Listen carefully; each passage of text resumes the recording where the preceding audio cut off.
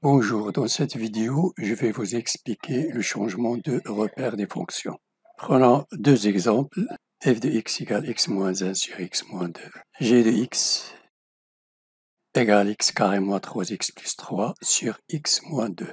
J'ai mon premier repère OIJ dans les axes des abscisses et des ordonnées, soit ce point M, pour abscisse x0 et pour ordonnée y0, soit le point N pour abscisse x et pour ordonnée y, dans le même repère OIJ et dans le nouveau repère représenté par MIJ. Donc j'ai le premier repère, l'ancien repère OIJ, et le nouveau repère M grand I grand J. L'unité de grand I est égale à l'unité de petit i. OX est égal à OX0 plus x0x et O petit y égale OY0 plus grand Y. Par la relation de charge, j'ai ON est égal à OM plus MN. ON est égal à OM plus MN. Le vecteur ON est égal au vecteur OM plus le vecteur MN. Les coordonnées de ON dans l'ancien repère OIJ, x, y est égal à x0, y0 plus grand X, grand Y. Les coordonnées du vecteur ON, c'est petit x, petit y, et de OM, x0, y0, et dans le nouveau repère, grand X, grand Y. De x égale x0 plus grand X, et y égale y0 plus grand Y. Soit la fonction f de x égale x moins 1 sur x moins 2, f de x représente y, l'ordonnée de la fonction est égale à x moins 1 sur x moins 2. Le repère OIJ, l'axe des abscisses, l'axe des y, soit les points du plan O' pour abscisse 2 et pour ordonnée 1, et prime dans l'abscisse 3 et l'ordonnée 1, et J' dans l'abscisse 2 et l'ordonnée 2.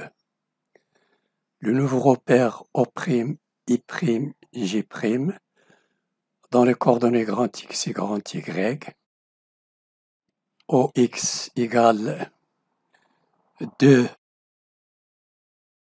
plus grand X, et même chose pour O petit y égale 1 plus grand Y.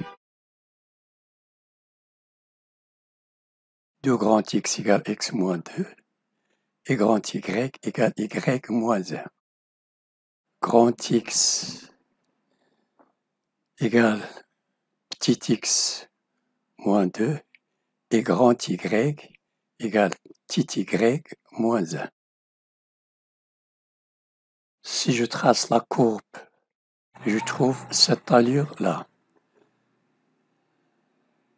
Cette courbe est symétrique par rapport à l'origine, le nouveau repère. C'est une fonction impaire. Petit x égale 2 plus grand X et y égale 1 plus grand Y. Y égale x moins 1 sur x moins 2. Je remplace petit x et petit y par leur valeur, par 1 plus y et petit x par 2 plus grand X moins 1, 2 plus grand X moins 2. J'effectue le calcul.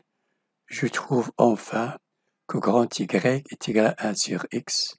Cette courbe est une hyperbole avec x différent de 0. Je donne des valeurs si x égale 1, y égale 1. Si x égale 2, y égale 1 demi. Si grand X égale moins 1, grand Y égale moins 1 demi. Voilà l'allure de cette courbe. Je prends le deuxième exemple, g de x égale x carré moins 3x plus 3 sur x moins 2, soit le repère O', I, J. Donc l'allure de cette fonction, elle est comme ce type, soit M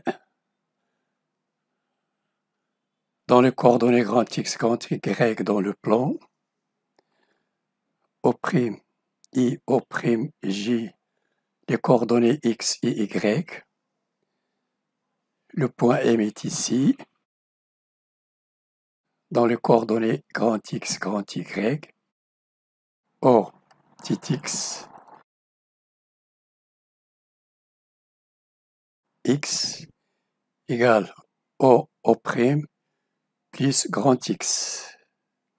O' dans l'abscisse 2 et l'ordonnée 1 représente le centre de symétrie de la courbe.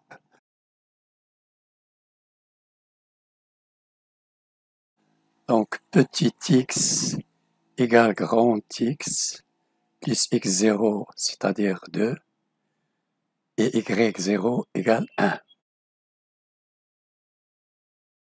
M dans les coordonnées 3, 2 et 5, 3. M dans les coordonnées ici 5 et ici 3, et 3 sur le nouveau repère comme grand X et 2 unités comme grand Y. Donc petit x égale grand X plus 2 et petit y égale grand Y plus 1. G de x égale la fonction suivante. Je remplace petit x par grand X plus 2 ici. G de x égale petit y égale grand Y plus 1. J'effectue le calcul et enfin je trouve grand X au carré plus 1 sur grand X avec grand X différent de 0. F de x est égal à x carré plus 1 sur grand X. La fonction est impaire dont le nouveau repère représente le centre de symétrie. Voilà, cette vidéo est terminée. N'oubliez pas de partager avec vos amis et de vous abonner. Merci et à la prochaine.